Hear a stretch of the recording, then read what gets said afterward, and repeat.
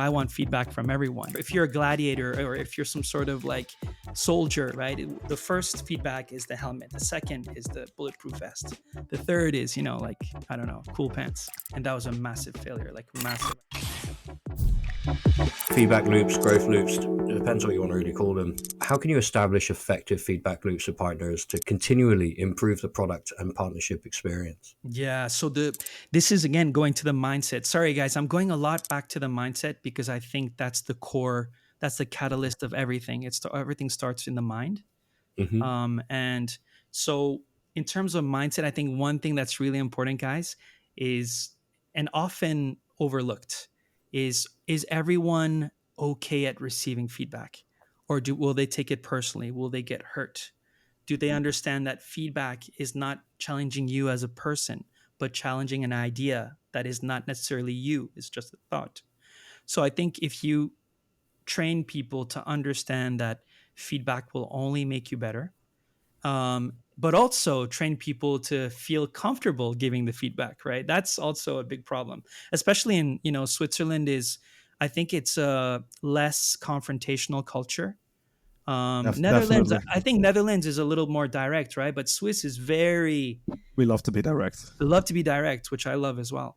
But Switzerland is very indirect, guys. So if you're already indirect in your communication style and non-confrontational, feedback is already an issue because number one, people are afraid to share. Number two, people get hurt when it's shared. so, so I would just really hone in and creating a culture of feedback where people starve for feedback.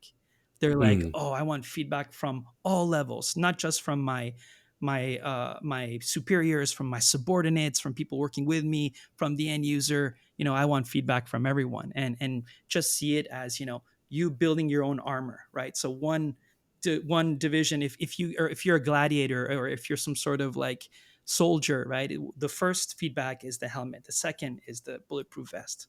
The third is like, I don't know, cool pants.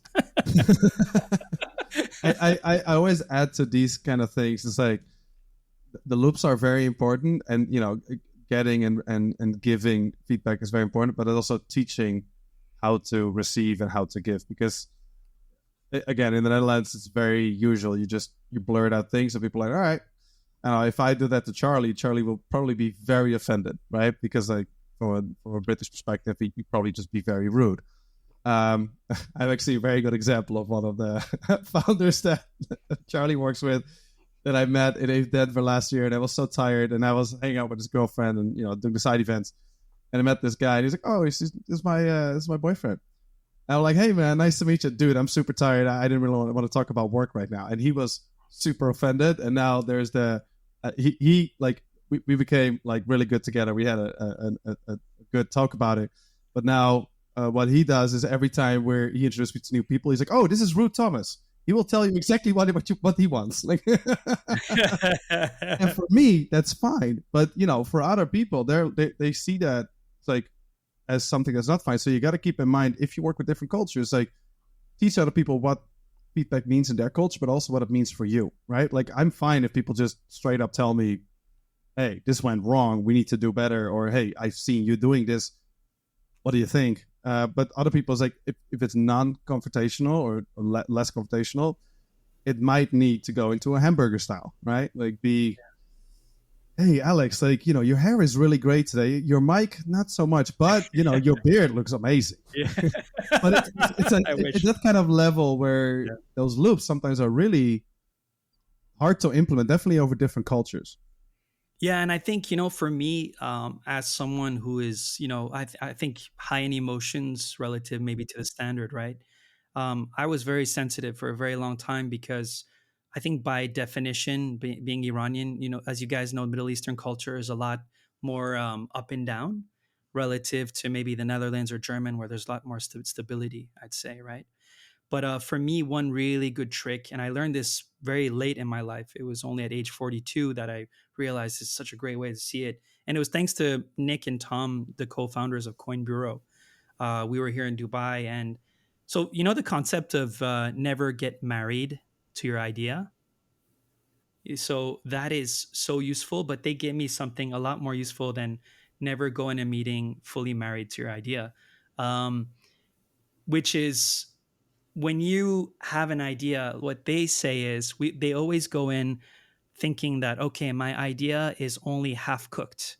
It's only at 50% of its potential, right? So they say that. And in order for it to have 90% chance of success, I need to find the best people to give it to me raw. And they will, from that 50%, maybe Thomas, you're going to add 15%, and you, Charles, you're going to add 15%. And by the time I finish all these very useful qualitative sessions, then all of a sudden, maybe my probabilities of succeeding with this idea is 80% rather than 50% from the original concept. I don't know if that helps, but I got that from the Coin Bureau guys, and I thought this was such a smart way of seeing it. I love it. We do the same with our founders, like that we built with. Just like, we're gonna shoot some holes in your white paper. You ready for that? Yeah, we're ready for that. It's like, no, you're not, but it's okay. Yeah, exactly. We'll also help you plug those holes and do something better. You know? So on the 10 questions, we've got 2 more. We're going to try and rapid fire them across. So sustainability practices. In your experience, what practices contribute most to sustainable growth through partnerships? Learning every single day, constantly, never staying complacent, never be complacent, because people evolve, we evolve. Understanding oneself, understanding the other people, never stay complacent, never be happy with where you are today, and constantly refine your skill set, I think is the ultimate way. And that connects to everything what we talked about so far, right? With feedback loops, with prioritizing, like with love languages, but never be complacent would be my ultimate answer. Yeah. Nice. And 10, learning from failures. Can you Oh, share an example of a partnership that didn't go well oh yeah. and what lessons could be learned as a result? Oh yes, I have a massive, massive failure in mind. Oh, yes. Here we go. I cannot mention the company because they're very big, but I think this was a specific instance where I was prioritizing business too much rather than values and brand, and that went south. So, as much as I try to prioritize everything based on business, there are some times where if the fit doesn't feel right, and my gut feeling was never completely feeling it right.